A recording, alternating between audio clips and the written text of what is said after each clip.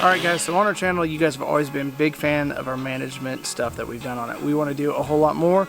We're going to be doing a whole lot more, so if you want to see a lot more of this kind of content on our channel, make sure you comment down below and give a thumbs up.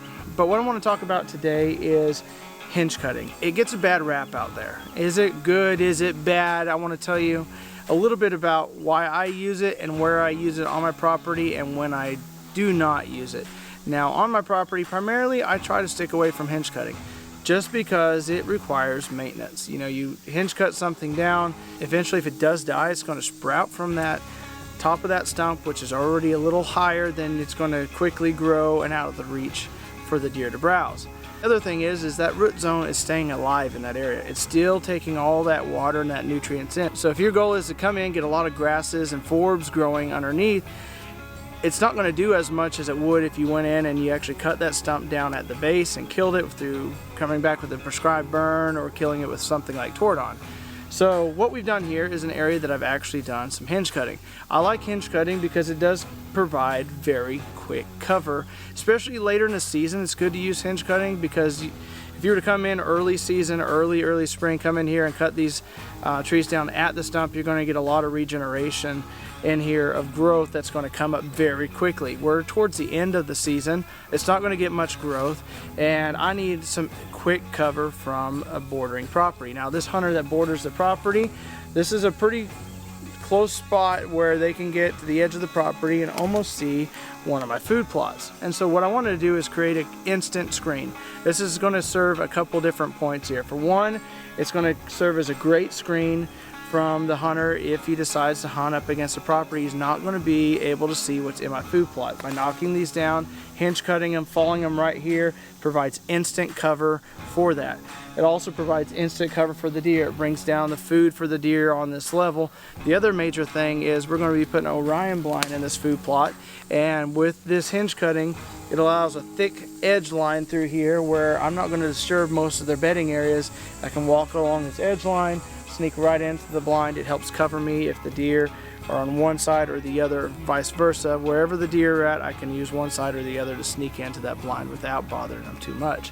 So there's a lot of benefits to coming in and hinge cutting. But like I said, I try to stick away from it. It's just a lot of maintenance. If you do it in a big area like I did at the front of my property, as time progressed, I wanted to go in, I wanted to cut them down, I wanted to kill them, I wanted to reduce that canopy a whole lot more and make it into tree savanna. And I still had these competing root zones from these trees in here. So it's pretty easy to do though. You're just cutting through about 3/4 of that tree and you're falling it over. And certain trees fall better than others. I do not like cutting large trees. You'll see a lot of guys go out there and they will have massive fully grown timber that they are cutting down. For one, it's very dangerous to do that. You'll get that kickback. The other, that's a huge root zone in that area that it's just going to compete with what you're really trying to grow up in there. So I try not to fall that. A lot of trees that I like to fall, especially in this kind of area, are dogwoods, elms, sassafras, stuff that the deer love to browse on. So keeping that green and going for them is a good benefit.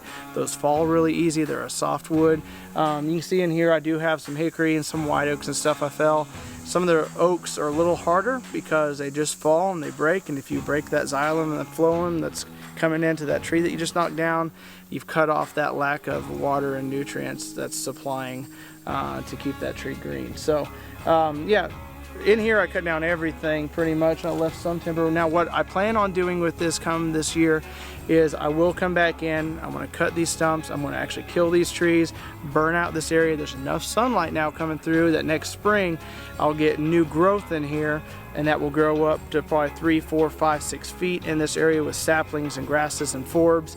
Now it's a lot of tonnage for deer. It's good bedding. It still provides me that cover to enter and exit the food plot, and it even provides better cover from my neighbor peeking over onto this side of my property. So that's why I do and don't use hinge cutting. Most of the time, no. But yes, there are definitely benefits from hinge cutting. A lot of people don't like that, might not like that I say that, but there are benefits from doing it, and that's why we do it here on the hunting ground. So if you guys want more tips, tricks, and videos like this on the management aspects, we're going to be producing them whether you like them or not.